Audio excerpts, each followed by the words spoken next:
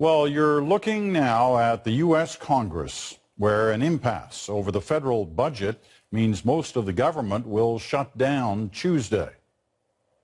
The back and forth over the budget bill has been acrimonious, with the president coming out late this afternoon to scold those holding it up, saying they're putting the U.S. economy at risk, which of course has implications for the world. Our senior Washington correspondent Neil MacDonald has the latest for us. Neil. Well, Peter, Americans are about to find out how much they truly depend on their federal government. And Republicans are about to discover the extent of the public's tolerance for far-right ideology. As midnight approached, the biggest employer in the United States prepared to shut down all but essential services. Nearly 1 million public servants on unpaid furlough, with all the attendant consequences for a recovering economy. On Capitol Hill, the hardline Republicans who have blocked their own party's attempts to climb down were proclaiming that Barack Obama is now responsible for what's going to happen. The president will negotiate with the Iranians. The president will negotiate with the Russians about Syria. Aren't Americans as important as Syrians, Russians, and Iranians? The hardliners, all members of the so-called Tea Party caucus, say they will allow government to keep operating only if Obama agrees to kill his own health care law. Here was the top Senate Democrats' answer to that.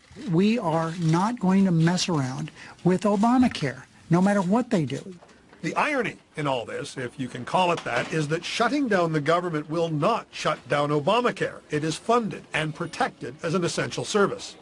You don't get to extract a ransom for doing your job. Late today, the president spelled out to Americans what the shutdown will mean to them, and he reminded Republicans they campaigned against Obamacare in last year's election, and they lost. One faction of one party in one House of Congress, in one branch of government, doesn't get to shut down the entire government just to refight the results of an election.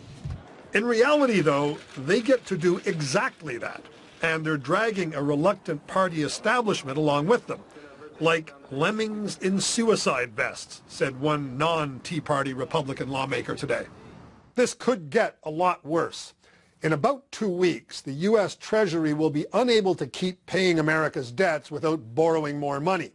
The Tea Partiers say that if their demands aren't met, they'll be willing to force a government default.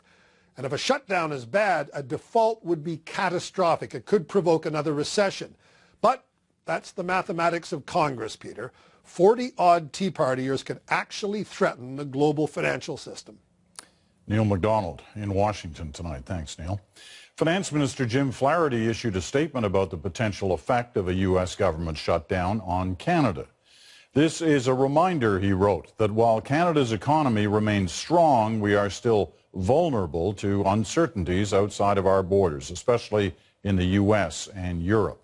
Flaherty said, along with a resolution to the current impasse, he hopes Washington will develop a plan that will put the U.S. fiscal position on a long-run, sustainable path.